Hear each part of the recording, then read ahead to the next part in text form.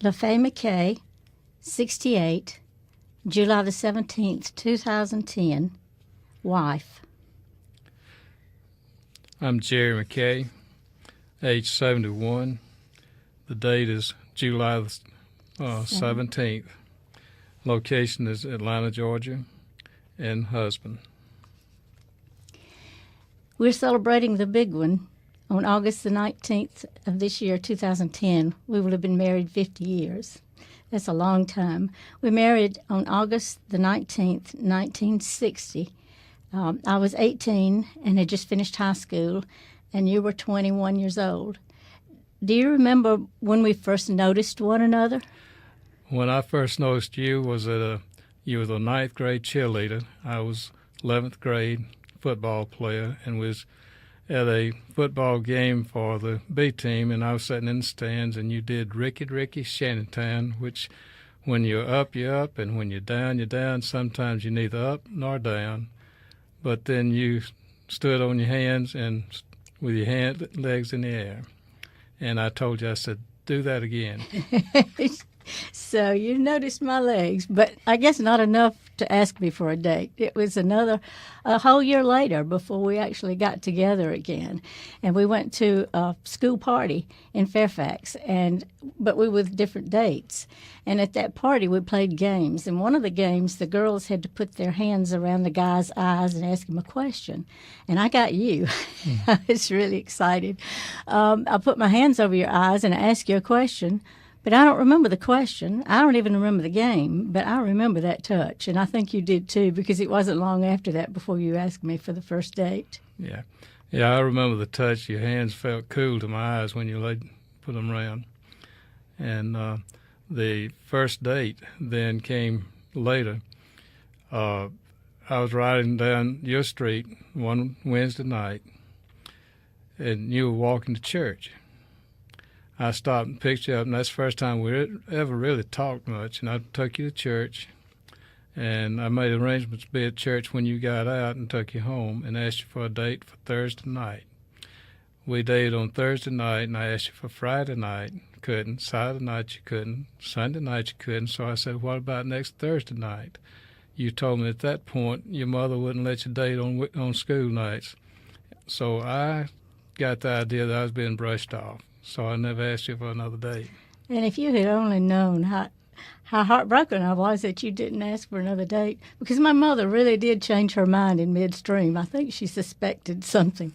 It was another year later before we got together again, and you had already graduated from high school. And it was the event was the homecoming dance, and after the homecoming football game, they had the homecoming dance. And nobody knows today what this is, but they had a snowball dance, and that's where a couple would start a dance on the floor, and then the music would play for a while and stop, and the guy would go and ask another girl, and the girl would go and ask another boy.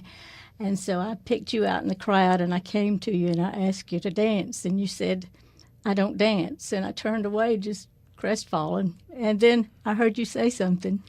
I said, but I'll try.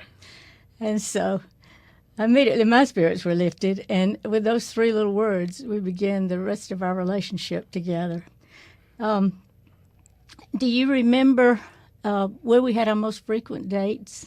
The first thing I can remember is that you were in National Guard, and I didn't have a car, but my good friend Mona did, and so she helped me out. On Monday night, she would take me to the local Snowcat, which was perhaps the only fast food restaurant in our area at the time, and we would wait there until you got through your National Guard meeting and would meet us there, and I would sit in the car with you, and we'd have a little mini date on Monday nights, so I'll never forget that. Well, the other dates we had, of course, went to the Old Annette Theater and the drive-in, of course. But the one thing we did, I had a little speedboat, and I love skiing, and we spent a lot of time on the lake riding. They called it the backwater, is what they called it, but it was actually, the name was Lake Harding, and we spent an awful lot of time down there.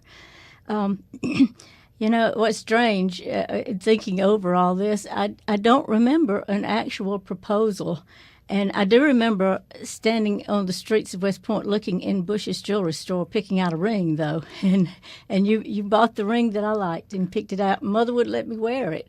But by the end of that year, I put that ring on my finger and I wore it anyway because I think I'd turned 18 by then.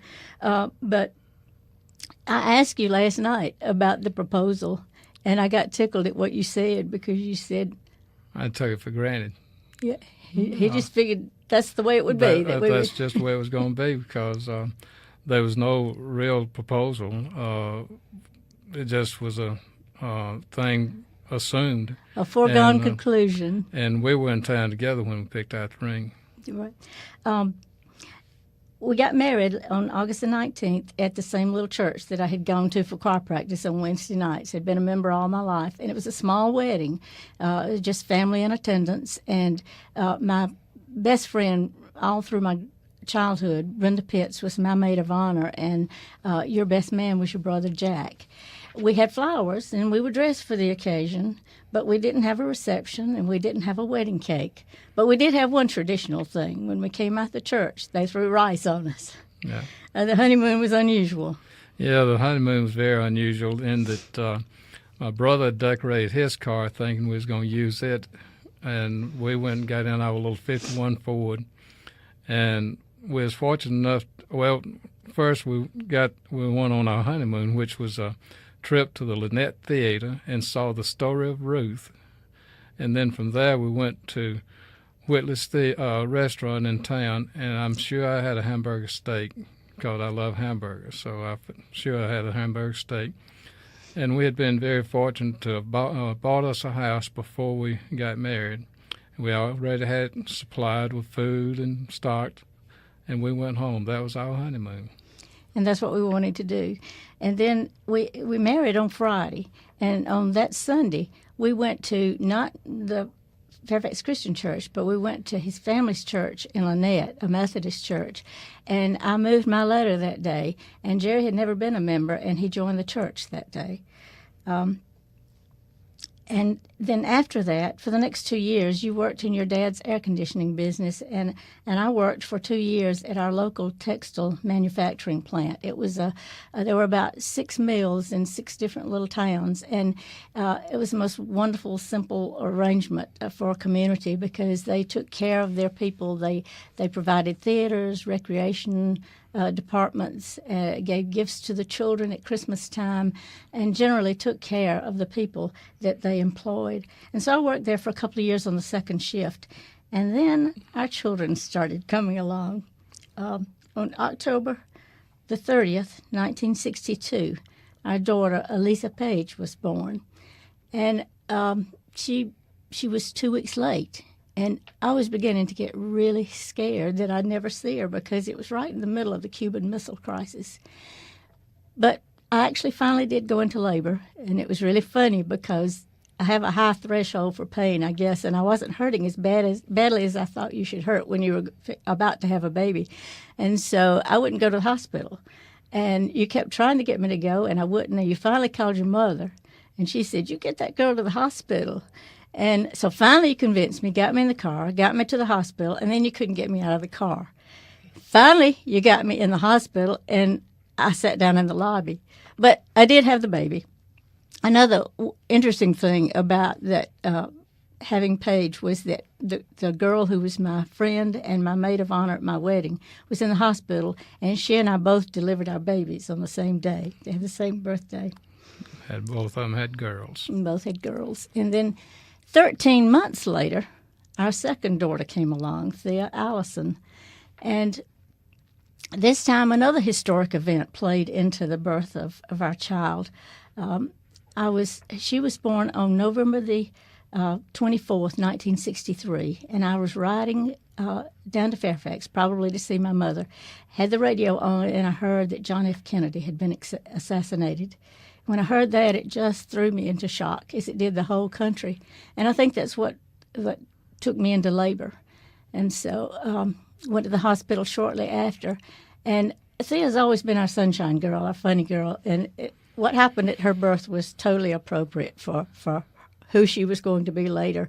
One of my classmates from high school was an OB nurse, and so in the delivery room, she was eating a banana sandwich. And my doctor, Jerry told me later, walked down to the delivery room with his 2 Weimaraner dogs. So it was sort of like a circus.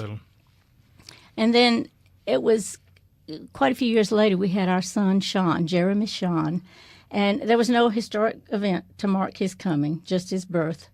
But there was another incident with the same doctor. Evidently, he had arranged a golf game, and so he gave me some kind of drug to sort of slow my labor down, and he went on and played his golf game, and he almost, or maybe even, didn't get there for the birth of our son. We did lots of things with our family. We always took them places and did things, but we have one favorite vacation that sticks in our minds. It was hilarious. Jerry was getting a new work van, and he said if it got there for spring break, when the kids were out of school, that we would go camping in the mountains in it. And it got there, but the problem was it only had windows in the windshield in front and a window on the driver's side and the passenger side. And we had planned to go up the Appalachian Parkway all the way to Shenandoah Valley. Well, things happened. We had that van was stacked with all kinds of equipment. We had stacked cots on one side and one other cot that had springs in it and bean bags, and that's what we used to sleep on. And I had worked at a house, and this man had a dog that he kept in his pump house, and it was dirty, matted up, but I'd always try to play with it, and I told you about him. And you said you'd like to have the dog, and I told the man if he ever wanted to sell it, I'd buy it. So he called me, and I gave him $10 for the dog. You took him, had him cleaned up, and named him Heath. And we took him on that trip with us. He was not used to us, and so we had to keep him on a leash and try to get him to use the bathroom. Well, when we come down off the mountain, we got a camping spot. It was next to a stream. We got up the next morning to cook breakfast, and I told the girls, I said, don't let the dog out. Well, while we was cooking breakfast, they let the dog out. Heath got out, and I chased him all over. Finally went out where some rock went out into the water and formed a point, and he got out on those little gravel space. I went out to get him, and I had him cornered, but he didn't realize it, and he jumped right into the stream. And there's ice cold water in March and wintertime. He cowered down and come walking back, and we had no more problems with that dog. He was fine. Remember the kids bouncing on on their cots? Yeah, as we was coming back down through the Carolinas, we got on this road that just constantly dipped, and Paige was laying on the cot with the springs, and it was just going, and she just bouncing up and down, and those springs going squeak, squeak, squeak all down that road. So it was a trip that we didn't really plan, that sort of evolved as we went along, but it turned out to be the trip that we remember most and probably spent the less money on. Yeah, because we wound up spending so much time, we didn't make it up to Shenandoah, so we went over to Jamestown. Okay. We've witnessed many historic events in our 50 years together. The moon landing, assassinations of John Kennedy, Martin Luther King, and Bobby Kennedy, the Vietnam and Gulf Wars, Watergate, and the terrorist attack on the World Trade Centers. But you've actually participated in one, the Civil Rights Movement of the 60s. Oh, that was when in Montgomery. The National Guard was called out. National Guard was called out because of problems down there. And I spent a week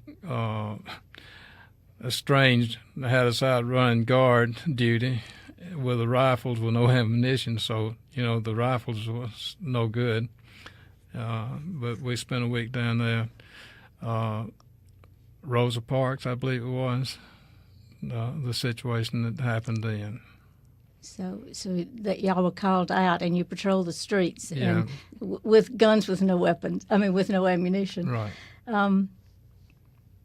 When our children were small, we were youth leaders at our church. And although the group was co-ed, they were both boys and girls, this group got the name the Funny Boys from our girls because these guys were so funny and so much fun. And that's how we'll always remember them, even today, that many years later. What made them one of our very best memories? Well, when they would have a party, they'd come to the house and say, we're planning on a party. And we'd ask them, well, when, where? Oh, it's right here. So they just had the parties at our house without asking. They'd just make up one. But a lot of times they'd come to the house. One night they come in and walked in the house and had the hands down by the side and smiling at me, and they had both hands, all of them had the hands full of shaving cream. We have a picture of me out in the front yard looking like a snowman where they had covered me with shaving cream. And then another time they came, it was on a Halloween, and they had gotten pies and cakes to throw. And when we got home, they started throwing them at us in the yard. They had potato custard, and they'd thrown one at me and missed me, but it was on the ground, and I grabbed Jerry Kirby around the neck, reached down and got that potato custard, put it in his hair and just worked it in real good, and then just made a twirl out of his hair by doing that. Okay. They also had silly string battles, and we went to a camp as a group, and they would throw guys in the lake. It was a group that grew over the years. It was started out with a small group, and they would bring their dates, and then they would bring their friends, and they would bring their dates. And so it was a relationship that took place over many years. One special memory that I have that I love is one Christmas Eve, we were having to do the parents' preparation for Christmas, the Santa Claus thing, and about 3 of the guys came over and helped us into the wee hours of the morning putting a gingerbread house together. In a family, there can be some frightening times. I can think of 2 just right off that almost did us in. One was involved Sean in church camp. Sean had gone to church camp for his first time, and the church camp is down in the mountains. So his counselor had taken a group of them up the mountain, and they were jumping off a rock down to the counselor. Well, when Sean got that jump, the counselor quit catching him and walked off, and Sean jumped anyway, and he wound up with a concussion and wound up in the Birmingham hospital. And we tried to rush up there as quick as we heard about it, and we stopped and grabbed us a quick hamburger. And when we got up there and saw that he was hurt, but he was going to be okay, we both just got deathly sick. And I remember going to the bathroom and just throwing up afterwards. And I think you did too. That was one of the hardest things we've ever done. And then many years later, after Thea was grown, she had a health crisis. She called us one day. Her husband was not home, and she was so sick and needed us to come get her and take her to the hospital. And we got there. She could hardly make it to the car. And when she did, she was just in the floorboard and throwing up. And we found out later that she had had Lyme disease earlier, and she didn't even know it. And she said that was the sickest she'd ever been. But further than that, about a year later, and we don't know if there's any connection, she lost a kidney. She had to have a kidney removed. And as if that were not frightening enough, this made it even more frightening. She was having the procedure done at a hospital in Birmingham, and she was working as an assistant art teacher at Valley High School with the real art teacher, Ms. Gwen, who had just been to that same hospital several months prior to this for a heart procedure. And they gave her a medication that she was allergic to, and she lost both her hands and her feet. And our daughter was getting her kidney removed in the same hospital, so it was terrifying. And just when you think things can't get any harder than that, life somehow shows you that they can. Our daughter Thea, the same one that lost the kidney, earlier had a premature delivery and delivered a little girl, Anne Marie. And she lost her. We lost our first granddaughter, and then the other was Paige and her children. Yeah, Paige told me that she waited till she'd already been in Peace Corps and college and everything, so she kind of late in life getting married. She married about 2 days after her 30th birthday. And she told me, she said, Daddy, when we get back off the honeymoon, we're going to start trying for a family. Well, this was in November.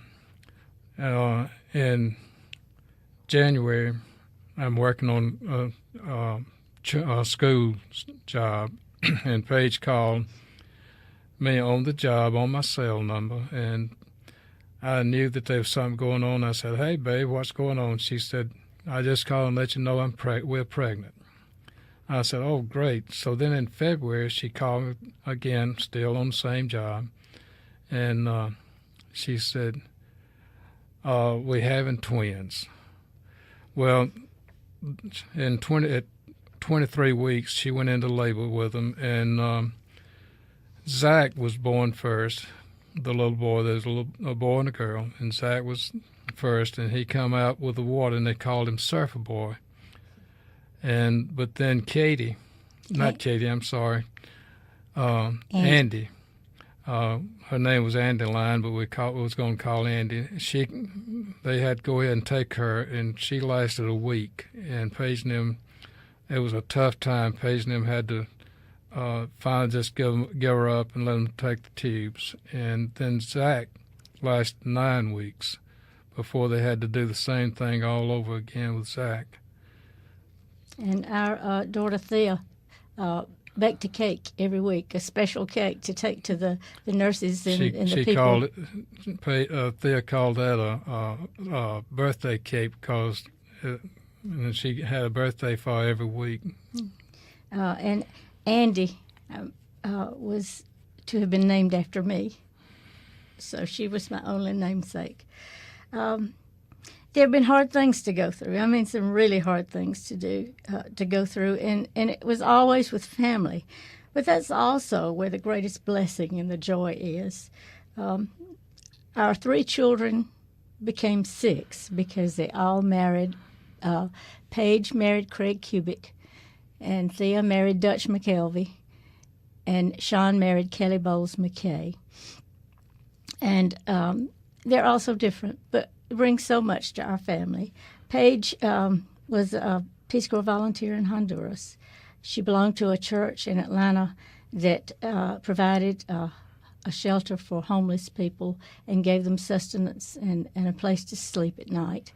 And she is now an administrative assistant for the oldest daycare center in Georgia. Craig, we enjoy our political discussions with Craig. He's been a financial advisor, and now he's a nurse with a hospice program in Atlanta. Thea is an artist. She does all kinds of art. She sketches, she paints, she does dress design, she does sculptures, she does anything she sets her mind to do, she does. And she looks like an Indian princess because she wears long floral skirts that she makes in silver and lots of turquoise, and has long dark hair that she sometimes braids. And she bakes wedding cakes and specialty cakes. And Dutch, her husband, is a naturalist. He has made his own compost, his own beer. He's a photographer, and he's our official or unofficial grilling king of the family. And Sean is a clinical psychologist, and he owns his own practice. He's the deacon at his church, and he teaches a youth Sunday school class. And his wife, Kelly, is an artist in her own right. She can do all kinds of things. She's a great cook and baker, and she's a homeschooler. And their weddings were as different as they are. Thea was the first to marry, and she was dating Dutch, and they were planning a trip to Florida. And we got nosy and started asking questions and found out they were planning to elope and marry on a beach in Fort Walton. And we invited ourselves along and went, and Sean and Kelly joined too, and were the attendants. And so they got married barefoot on a beach in Fort Walton Beach, Florida, at the foot of a cross. And it was a stormy day that day, and we were hoping we'd beat the rain. And the minister who married them, a Methodist minister, said, "I hope this will be the stormiest day of the rest of your lives together." And then Sean and Kelly were the next to get married, and they had a beautiful wedding at a picturesque chapel at Callaway Gardens. And there were stained glass windows and a lake out front that reflected the church. And Kelly had a beautiful homemade dress that I think she made, a white tiered dress. And then Paige and Craig got married in a church in, I believe, Decatur in Atlanta, in a wooded setting, and with big windows back behind the wedding party so that you could look out and see all the bright yellow and orange and red leaves. And afterward, had a wonderful, fun reception with karaoke and bubbles and Halloween mask and all kinds of neat things. But you know what they say. The children are great, but when the grandchildren start coming along, that's even better. And we had 7, all boys, except the last one was a girl. Finally. Paige, well, Thea had the oldest ones. Jason is our oldest. He was born premature. He weighed 2 pounds, 14 ounces, and has a pretty smile. But he's grown up. He's the shortest one in the whole crowd, but he is a strong guy. He is joined the Air Force, and he's been there.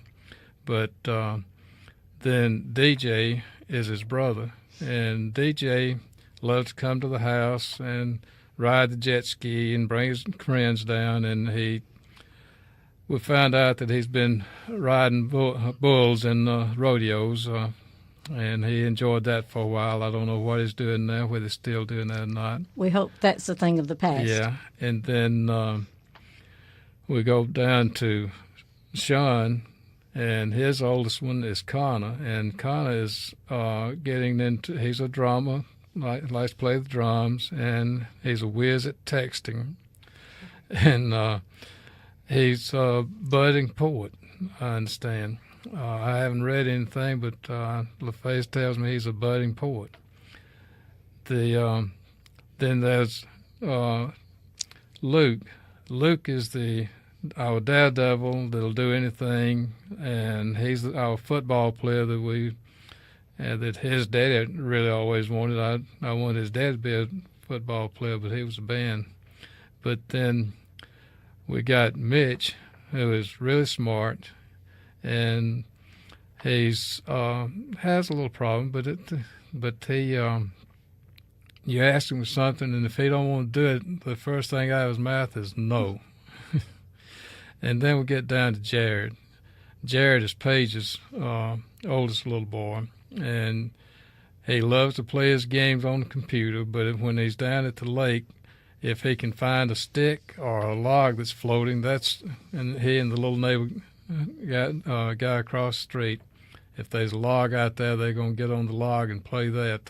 And he watches television only when it gets too dark to be outside playing. And then we come to Katie. Katie is our granddaughter, and she's the only girl out of 7. And Katie is a vegetarian because she loves animals, and because of that, she's become a vegetarian. And I understand, she just finished a week at Scout Camp for girls. Girl Scout Camp. Girl Scout Camp. Yeah. And to make things even better, Jason was stationed first in Korea, and while he was there, he met a girl named Yeon-hee that he fell in love with, and she has adopted the American name of Chloe. And Jason was then sent to Japan, and Chloe followed him. And they got married, and they're now expecting our first great-grandchild. And we know that it's a boy, and his name is Bradley, and we can't wait to get our hands on him. There were 2 trips we took with family that were very special. The first one was Paige was a Peace Corps volunteer in Honduras, and we went down there to see her, and to be able to stay with her in her little hut or a cabin or whatever you'd call it. I don't think she had any windows. She had no air conditioning, no running water, no electricity. She hauled her own water, used the bathroom outside. I mean, it was really rough in it. And we went to the ladies' groups that she worked with, and we one of my best memories is of dancing the hokey pokey with Honduran women, and I couldn't even speak a word to them. But that was a wonderful, wonderful trip. And then there was another trip that we took when the children were smaller. Yeah, when I used to earn points for trips and different things, and I had earned points for LaFay and I to take our first trip out of the country, and we went to Acapulco. And we enjoyed it so much. A year or so later, I had earned enough points that we could have went to Hawaii, but we could take a little shorter trip and use the same points to take the kids to Acapulco. So Paige was in the 11th grade, Thea was in the 10th, and Sean was 9 years old, and we went to Acapulco. And Sean loved, we didn't know, we thought it was punch, but we found out he loved tequila sunrise. He didn't get drunk, though. He just got happy. Oh, that's one of the many parental mistakes that you make. We've been many other places, too. We've been to England, to Scotland, to France, to Hawaii, and to Alaska. But one stands out above all the rest, and that was? Ireland. On our 40th wedding anniversary, 10 years ago, we decided we were going to take a trip, and we did. We planned a trip to Ireland. We were totally in charge. We planned our itinerary. We would stay at a bed and breakfast. We would call that night to get the reservations at the next place, and so many wonderful memories. We rented a car to do all the drives, and we just thoroughly enjoyed it. We went to an old pub and to Irish music. We went the Ring of Kerry and stopped at the Red Fox Hotel. Red Fox pub, Inn. Red Fox Inn. And had good old Irish stew for supper. And we found out that they were going to have a show. And over there, the kids and everybody come to the pubs. And they don't get there about 9:30. And they were having a Elvis Presley impersonator. So we decided to stay and watch an Elvis Presley impersonator on the Ring of Kerry. And we sat there, and we knew every word to every song, and we'd bebopped along with him. So that was a neat, crazy experience, but neat nonetheless. And I remember the meadows and the rock fences and all the black-faced white sheep and all the stacked stones in the cathedrals and old cemeteries. But I guess the best memory was of Blarney Castle and kissing the Blarney Stone. I had always heard of that, but and I was determined we'd do it. I just was not prepared for what it was going to be, because you had to walk along, climb to the top of the castle, walk along a ledge, lay down on your back, lean back down over a hole with your head and shoulders down in the hole, and kiss the Blarney Stone backwards. And it was raining, and I was terrified. But if Jerry McKay could do it, then I was going to do it, and I did. Yeah. So. I had gotten in touch with. I had gotten in touch with a lady in Savannah that set up the trip for us, and I told her that this was our 40th anniversary. And she said, "You've got to stay at the Ashford Castle." I said, "Well, if you can arrange it." So on the 19th of August, what was our anniversary night, we stayed at the Ashford Castle. We got all dressed up and went down. They had one large restaurant that they had there, but then they had a little quaint restaurant that was more intimate, and we got reservations there and got there a little bit early. And the maitre d' came over and started talking with us because we was the first one there, and he took us out and took pictures for us, and we told him it was our 40th anniversary. So after we got through our meal, he came out with two glasses, crystal glasses, wine glasses, I think, with the Ashford Castle sketched in it. and he said, I'm not supposed to do this, but this is your anniversary. So he brought us 2 wrapped up in a towel.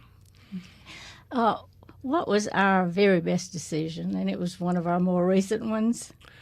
LaFay,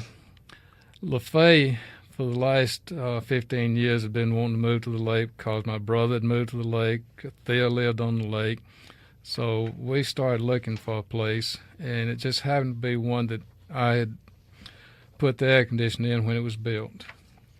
And so we went down looking, and one of my servicemen had been down servicing the unit and told the lady that Jerry and LaFay was looking for a place and said, well, have them come down here and look. So we go. LaFay walks in, and so she loved it. So we went down to on a Saturday, on Wednesday night is when we went down and looked at it. Then Saturday, we went down and talked to the realtor, and by the next week we had bought the place, and the kids didn't know it. We didn't tell the kids. We played it. One of the tricks that they would have pulled. We didn't tell them until after we'd done it. They thought we were crazy, but they ended up loving it. And now all the kids can't wait to come. The grandkids jump off the trestle into the water, do flips, they rope swings, jet skis. They thoroughly enjoy it. So actually now we have come full circle. We are back at Lake Harding, where we dated. This year I'm celebrating my 50-year class reunion, 50 years at the same church, but best of all, 50 years of marriage. We've seen a lot of changes and a lot of loss in our years together. One of the first ones is the textile manufacturing company that I worked at. It used to be the main source of income for people in our area, and now it's gone. It's been sold off to Pakistan, and the mills are being torn down, and the theaters that were there have been torn down. The rec departments are disappearing. The libraries are going, and it's so sad that our way of life has changed so drastically in that time. And we've learned through this that family is the most important thing of all. Families aren't perfect, and being a family is hard work. We disagree on small things and sometimes on large things, and sometimes we hurt someone or sometimes we're hurt, but that's not what's important.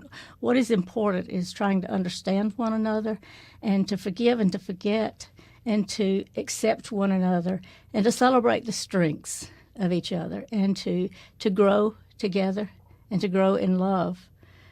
But of all that, what's the greatest thing of all is after 50 years to still be married to your best friend. I love you. I love you too, baby.